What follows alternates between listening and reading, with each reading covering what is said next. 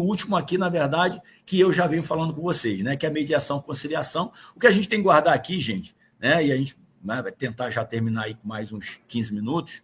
Né? Quem não se inscreveu, já aproveita. Eu não sei se a galera aí, acabou que eu não acompanhei mais aqui o grupo, né? Porque eu precisava dar uma acelerada. Não sei se foi dado desconto aí, né? Posso fazer. E ó, foi dado desconto, porque estava perguntando aí, posso fazer inscrição com desconto amanhã? Ó, quer um bizu? Faz a inscrição agora, gera o boleto. Se você faz a inscrição agora, já gera o boleto e garantiu. Amanhã você paga o boleto. Né? Ó, já é uma dica aí. Eu vi gente fazendo isso no primeiro dia, por isso que eu estou dando essa dica. O colega meu falou, não, eu falei, pô, mas você não se inscreveu? Como é que foi? Não, me inscrevi. Mas aí eu gerei um boleto, paguei hoje e tal. Então, gera o boleto, paga no outro dia. Eu não sei qual é o tempo aí para pagar o boleto, né? Não sei se também tem essa possibilidade de gerar o boleto para outro dia. Mas gerando o boleto, não vai pagar essa hora mesmo, só amanhã. Então, ó, a lei não excluirá da apreciação do Poder Judiciário lesão ou ameaça a direito. Tá? E, gente, perceba, a Constituição diz o seguinte, não é possível afastar o judiciário. A mediação, a conciliação e a arbitragem entraram bem nesse campo aí. Por quê? A Constituição diz, a lei que é criada, a lei, não excluirá da apreciação do Poder Judiciário lesão ou ameaça a direito. Né? Não excluirá do Poder Judiciário. E aí, o que acontece? Qual é a interpretação hoje? Porque a lei de mediação vem dizendo, não, mas peraí, a mediação é 13.140, se você olhar lá, a lei 13.140. A mediação falou assim, peraí, tem vários bens disponíveis que podem ser resolvidos extrajudicialmente. Bens disponíveis transacionáveis. E ainda mais, e guarde isso para mediação, conciliação, tá? A arbitragem, nem digo, né, que a arbitragem é apenas bens disponíveis. Agora, bens indisponíveis pode ser objeto de mediação e conciliação? Pergunta agora é essa. Será? Que bens indisponíveis, aquele que requer, por exemplo, lá, vamos falar aqui de, né, requer de repente, de vista do Ministério Público, são bens disponíveis, você não pode dispor dele. Ele pode ser objeto de mediação e conciliação? Pode, está lá na 13.140, pesquisa lá, bens indisponíveis. Só que tem uma vírgula. Tem uma vírgula. Bens indisponíveis, desde que transacionáveis. Por exemplo, a pensão é alimentícia. A pensão alimentícia, ela é disponível? Você pode abrir mão da pensão alimentícia, em tese? Não. O menor, você pode abrir mão da pensão alimentícia para o menor de idade? Não. É indisponível. Agora, é transacionável? É transacionável. Você pode regular, né, fazer uma transação regulando o quanto Então, essa regulação, se é transacionável, é indisponível, mas transacionável, pode ser objeto de mediação de conciliação, e a gente está vendo isso acontecendo agora com a resolução 571, que autorizou a presença de menores nas escrituras de divórcio, de inventário, né, de separação, tal, beleza? Pode ser feito no extrajudicial. Hoje não tem impedimento de prática de atos envolvendo menores e incapazes nos tabelionatos de notas.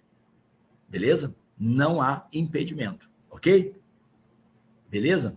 Por quê? Por causa disso, né? Porque houve uma alteração e esse entendimento. Porque se o Ministério Público tiver que ser ouvido, ele vai ser ouvido. Então, aqui a gente vai ver lá na frente que há possibilidade, então, de se enviar para o Ministério Público. O Ministério Público porque isso já se fazia no casamento, né, gente? Lá no casamento já tinha. Então, quando criaram, assim, só que vieram liberando aos pouquinhos, a questão da desjudicialização. Vamos liberando aos poucos, né? Mas estamos chegando. Estamos mostrando o papel essencial da atividade notarial registral. Beleza? Então, ó, esse não excluirá permite a atividade extrajudicial. O 236 fala que nós somos fiscalizados pelo Poder Judiciário, né? Traz a pesquisa, e aqui, na 8935, teve uma alteração pela 14.711, que é o Marco Legal das Garantias, uma legislação nova, 2023. Artigo 7º, olha o que ele incluiu, gente, olha o que ele incluiu. Aos tabeliães de notas também compete, sem exclusividade, atuar como mediador e conciliador e atuar como árbitro. Então, arbitragem, né? A arbitragem, a gente sabe que a arbitragem é uma heterocomposição, que uma vez escolhido o árbitro, a decisão dele ela vai ter valor e peso de sentença judicial, não pode ser modificada nem pelo juiz. tá? Não pode ser... A decisão, o mérito da decisão não pode ser modificado pelo juiz, tá? Só a menos que haja vício e tal, mas o mérito não. O tabelião decidiu. Ele foi escolhido para fazer a arbitragem, ser o árbitro. O que ele decidiu já era. É lei. Acabou. É a sentença judicial. Irrecorrível. Irrecorrível. Ok? Beleza. Aí tem aqui mediação e conciliação. Vamos guardar isso que pode cair em prova. A atuação do notário e do registrador está previsto, literalmente na lei, está previsto legalmente para atuar na mediação, conciliação e arbitragem? Sim ou não? Não. Não é tabelião registrador. Vocês estão vendo aí? Entrou como tabelião, só o tabelião que tem previsão legal para atuar como árbitro. Os registradores não. Ah, mas o registrador, mas aí então o mediador e conciliador, o registrador também não pode. Opa, pode. Sabe por quê? Porque lá no artigo 42, olha aí agora, confere, artigo 42 da 13.140, você vai ver que a mediação e a conciliação pode ser exercida nos termos da lei de mediação e conciliação pelas serventias extrajudiciais. E aí inclui tabelião e registrador. Lá também está na lei. Lá inclui tabelião e registrador. Aqui não. Aqui é só o tabelião. Então, a arbitragem, só o tabelião. Conciliação e mediação, tabelião, registrador. Então, cuidado com a pergunta. A pegada da pergunta pode te derrubar, tá? Tem que ficar de olho nisso, porque como é a prova preambular, gente, é de pegadinha. É de literalidade. Vamos olhar para a lei, tá? Beleza? Isso aqui eu falei. Normatização. Aí o 149 normatizou. Toda a normatização da conciliação e da mediação está lá no CNJ. Na 149. Aqui em Rondônia, opa, já vou falar, galera de Rondônia, que conhece mediação e conciliação pelas diretrizes, gente, não dá para levar o que está aqui para lá. Por quê? Uma coisa que muda, sessão. A sessão aqui, ela é de 60 minutos e prorrogável por mais 60, sem custo adicional no emolumento. Nacional não, é 60 minutos só. Se houver renovação da sessão, tem que pagar novamente o emolumento. Olha que diferença. Olha que diferença. Ah, Nelson, mas não é normatizado, não é uniforme a nível nacional? Deveria. Mas os tribunais locais, eles acabam se adequando às especificidades locais. Então, vamos guardar isso. Cuidado com as normas locais de vocês. Não confunda a norma local com a nacional. Fique no que eu vou passar para vocês. O que eu vou passar aqui é o que vale, tá bom? É o que vale, porque eu estou olhando para o nacional, não estou olhando para a minha norma local, tá bom? Tá? Autorização, então, ó, NUPEMEC. O que é o NUPEMEC? São os núcleos permanentes de métodos consensuais do TJ. Para mediar e conciliar, você tem que ter autorização dos dois, o NUPEMEC e a corregedoria. Então, guarda isso. Tem que ter autorização do NUPEMEC e da corregedoria. NUPEMEC, núcleos permanentes de métodos consensuais do TJ, que não está ligado a gente, corregedoria. Como nós somos ligados à corregedoria, para a gente ter autorização para fazer mediação, a gente tem que ter autorização do PEMEC, do NUPEMEC, por causa da mediação e conciliação, porque é ele que é responsável por isso. E nós temos que ter autorização da corregedoria, porque é a corregedoria que nos correciona. Então, nós somos correcionados pelos dois lados, nós vamos ser fiscalizados pelos dois lados, no PEMEC, para mediação e conciliação, corregedoria, também mediação e conciliação e as outras atividades. São os dois, tá? Somente pode atuar como conciliador quem? Tem que fazer curso. Passar por aperfeiçoamento bienal, 2 anos.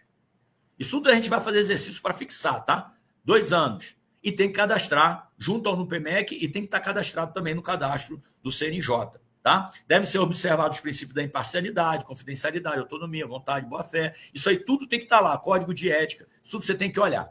Tá? Beleza? Distinção entre notários e registradores, eu já falei aqui, na arbitragem, isso eu já falei.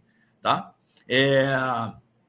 Bom, já falei também. Estrutura operacional obrigatória, você tem que ter livro de protocolo, tem que ter livro de protocolo, você tem que ter livro de conciliação e mediação, e você tem que ter espaço físico reservado na serventia e guarda e segurança dos documentos por 5 anos. Guarda isso, gente. Ah, por quanto tempo que eu tenho que guardar os documentos, os livros relacionados, os documentos relacionados à mediação e conciliação? 5 anos. Botar 3, está errado. Botar 10, está errado. 5, tá? 5. Espaço físico tem que ter para poder ter autorização, tá? Porque é uma autorização para você exercer a atividade. Legal? Livro protocolo, porque o título entrou, tem que ter esse livro. E o título de conciliação, onde você vai botar as atas de conciliação. Todos os termos de conciliação vai botar ali. Existem 2 tipos de termo. Aquele que você faz a conciliação fica só no cartório, né? E ele é um título executivo extrajudicial. E tem aquele direito, porque tem direitos disponíveis, tá aqui. E tem um direito indisponíveis transacionáveis. Esse, obrigatoriamente, você tem que enviar para homologação do judiciário. Geralmente vai para o Sejusc, tá? Então, vai para o Sejusc para fazer a homologação judicial daquele acordo, daquela mediação, daquela conciliação, tá? E guardar. Qual é a diferença entre objeto da mediação e conciliação? Aqui, ó.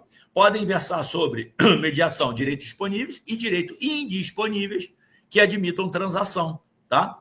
Com homologação judicial obrigatória. Vou mandar isso para vocês. Os emolumentos. Como é que é o emolumento hoje, Lessa, da mediação e conciliação? Não está regulamentado a nível nacional. Como não tem uma regulamentação, não está liberado, ou não é a União, inclusive, que vai definir, o que a lei disse? Vai ser o valor de uma escritura pública sem valor declarado, até o Estado determinar uma tabela. Então, a maioria dos estados não tem tabela ainda para mediação e conciliação. Então, guarda isso. Qual é o valor hoje do emolumento de uma mediação, de uma conciliação no cartório? Uma escritura pública sem valor declarado, sem valor econômico. Tá? Beleza? E aqui, isso aqui que você não pode errar lá. Sessões extraordinárias geram emolumentos adicionais. Aqui em Rondônia, não. Sessão extraordinária aqui em Rondônia não gera emolumento adicional, desde que seja por mais 60 minutos. Você pode suspender e voltar depois uma outra sessão gratuita. Agora, CNJ não. É uma sessão de 60 minutos. Acabou. Né? Ultrapassou os 60 minutos. É uma sessão extraordinária. Está ultrapassando. Vai pagar. Mas é uma sessão extraordinária adicional. Agora, aguarda uma coisa. Gente, imagina se a FGV contar uma história de uma fazenda que custa 500 mil, 300 mil, 200 mil, 100 mil, e aí, e tal, teve um acordo, tem um conflito, e aí levaram para o cartório, uma conciliação, uma mediação. E aí, como é que o tabelião deve cobrar os emolumentos? Pela tabela do valor do imóvel, conforme tabela do Estado, né, do imóvel. Ele vai cobrar uma escritura de valor com valor econômico declarado, porque a discussão envolve valor econômico. Ou então, ele vai utilizar a tabela de escritura pública sem valor econômico. Só que ele vai botar segundo o provimento 149. Entendeu? Ele vai botar segundo o provimento 149. Por quê? Ele vai dizer o que está lá. Porque no Estado pode dizer diferente. Então, ele não vai falar de Estado, ele vai falar do provimento. Só que ele vai botar você pensando a nível Estado. E se no teu Estado já tiver, né, a faixa de tabela para o imóvel, você vai achar que aquilo ali tem que ser colocado. E está equivocado. Então, cuidado com isso. Porque ele pode fazer uma pegadinha aí. Jurisprudência relevante agora. A arbitragem, ela é constitucional, foi reconhecida, né, pelo STF. E o que acontece? A arbitragem é constitucional, compatível com o artigo 5º da Constituição, como expressão da autonomia privada. Então, a autonomia privada é que define se ela quer ou não se submeter à arbitragem. E ela decidindo, escolhendo o árbitro, olha, ela não escolhe qual é a decisão. Eles não decidem por si só. Eles só escolhem o quê? A arbitragem é você escolher a um terceiro, é uma heterocomposição. Guarda isso, tá, gente? Qual é a diferença entre mediação, conciliação e arbitragem? Arbitragem, heterocomposição. O que é heterocomposição? É uma composição onde um terceiro decide. Ele não orienta, ele não ajuda, ele não conversa com você, ele não coloca você para dialogar. Ele decide, você escolhe ele. Eu estou com um conflito territorial aqui. Território é terra? Estamos brigando. Vamos fazer o seguinte, vamos então escolher, como a gente tem um contrato aqui que prevê cláusula de arbitragem, que tem que ser encaminhado para arbitragem, nós vamos aqui no cartório do tabelião lá, fulano de tal, que faz. Aí conta uma historinha lá, que foi escolhido o tabelião e tal, chegando lá. Então, esse tabelião é escolhido como uma autoridade, como uma pessoa que detém conhecimento sobre aquele assunto e ele vai decidir da forma mais justa possível. Isso é autonomia privada das partes. Autonomia das partes para poder escolher o árbitro. Uma vez escolhido, o que ele decidir é o que vai prevalecer. Então, isso é compatível com a Constituição, segundo o STF. Outra coisa, o STJ reconhece a validade e aplicabilidade da mediação como meio eficaz e legítimo de solução de conflito, inclusive extrajudicialmente. Então, já tem o reconhecimento aí do STJ na situação da mediação. Regramentos internos. O CNJ, como órgão constitucional de controle e normatização do judiciário das serventias judiciárias, pode editar provimento com eficácia vinculante, é aquilo que eu falei. Provimento e resolução têm eficácia vinculante, como é o caso do provimento 149. O provimento, gente, esse Código Nacional de Normas, ele vincula toda a atividade em todos os estados. A tendência agora é os estados se adaptarem e criarem um consenso com as suas normas em relação ao provimento 149, que é o Código Nacional de Normas, porque não pode ter contradição. Pode ir lá uma coisa, embaixo outra, então ele está normatizando e aí aos poucos os estados provavelmente vai corrigindo. Inclusive nós temos o provimento 149 aqui na plataforma totalmente comentado. Mas uma dica que eu dou para vocês, não é para pegar para ler. Tem mais de 1.200 páginas. Não é para ler. São 555 artigos. Não é para ficar lendo. Você só vai nele para consultar. Só para consulta. Quem não conseguiu baixar, para quem tem serventia aí, ideal botar lá no serventia. Imprime ele e tal, encaderna, coloca na serventia para consulta. De repente, aquele escrevente, não sabe, vai lá, procura lá no Código de Normas.